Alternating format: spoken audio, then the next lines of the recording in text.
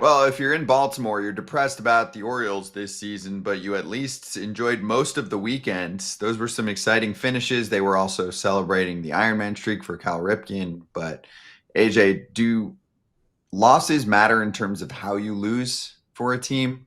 Like that Yamamoto no hitter, one out to spare, and they end up losing the damn game. Does that bite a little bit more, or do you forget about it by the next day? No, no matter what people say, when you win a game for 8 innings, that's why closers are so important. And you lose a game in the ninth inning, it hurts more because you're everybody on the team, and the poor guy who loses the game as the closer. Everyone's like, man, 24 guys, 25 guys played their asses off to get us in a position, and then this guy blew it. And it's not always the guy's fault, but Yamamoto goes 8 2/3 until Matt Holliday hits the home run off of him. But yeah, these hurt, man. These hurt. When the closer blows a game, I'm sorry, it does. Excuse me, it does hurt a little bit more than just a regular loss. Jackson Holiday, but I knew what you meant. And totally. Like like you have and then it's also you talk about like setting yourself up for the next day. You brought your closer in. Sometimes when it's not this case where it was a no-hitter that they lost, you're bringing in your eighth inning guy. You're winning the game and you've used those guys. Maybe it's back-to-back days. Maybe they're down then the next day. And so you're like, whew, feels like we got to climb a little bit of a hill to win the next game. It doesn't, you don't go back to it. You don't go back to a loss in June partway through September and go, man, if we would have had that one, there's a few that you lost, but in the moment, it is definitely demoralizing.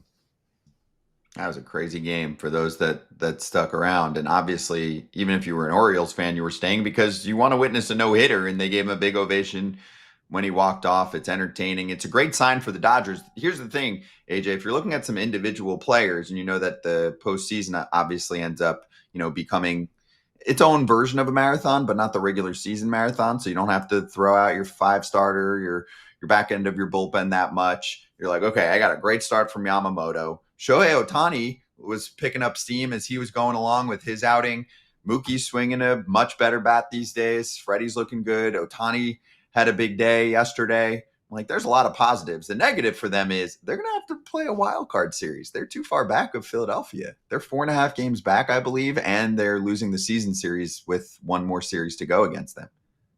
Yeah, and Kershaw pitched well for him Yep. yesterday. So I mean, there's a lot to look forward to. The problem is, like we talked about, they're only one game up. They're only one game up on the Padres. They got to get it going. They got to solidify that home field for the wild card round, and because they're not going to have it in the next round no matter what. So they got to figure out a way to solidify home field, be at home for those 3 games. And right now, they're lined up to play the Mets. That's going to be a hell of a travel for the Mets to have to go across country, but we'll see. I don't know. The Dodgers are still the Dodgers until someone beats them for me. Until someone knocks them out of the playoffs, they're still the Dodgers.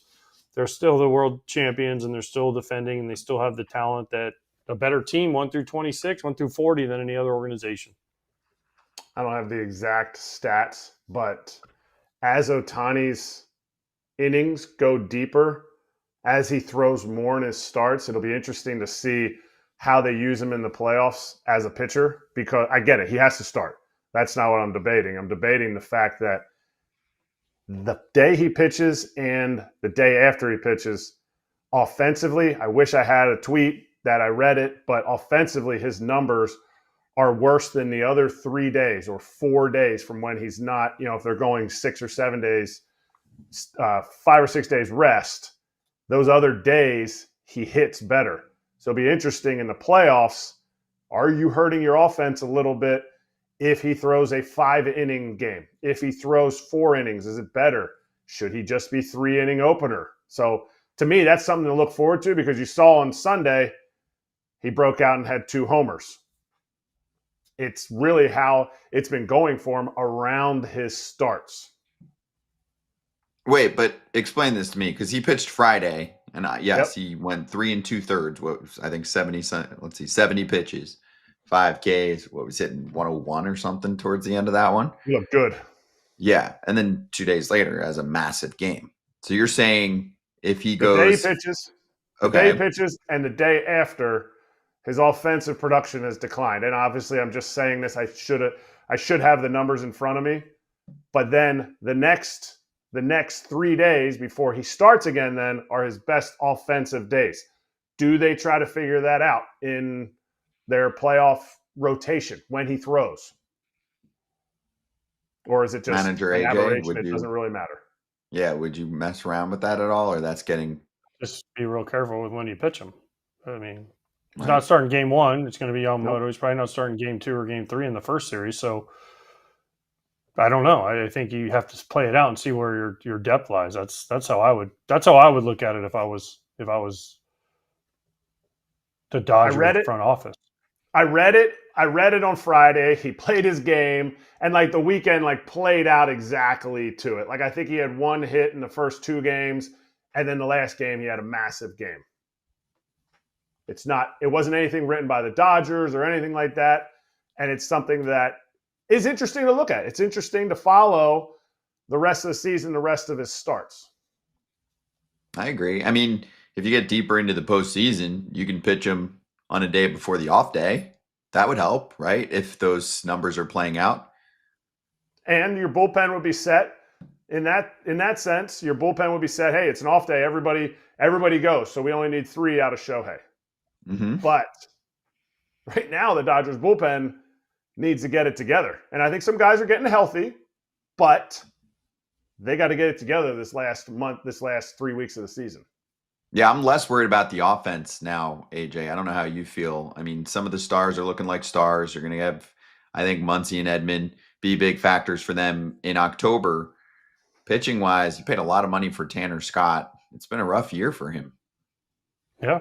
Suzuki's not there. Glasnow's hurt again, right? The pitching is what worries you about the Dodgers. You can say that about the Padres. You can say their pitching worries you. You can say that about a lot of these teams. The Cubs, do you trust the Cubs pitching? I mean, there's a lot of teams that you can look at and say, do you trust them? The Mets pitching, do you trust them other than the rookies? So I think this is a question for not just the Dodgers, but for the whole league. Yeah, Kratz, Friday, Glasnow was scratched, right? Was it Friday? With the back tightness.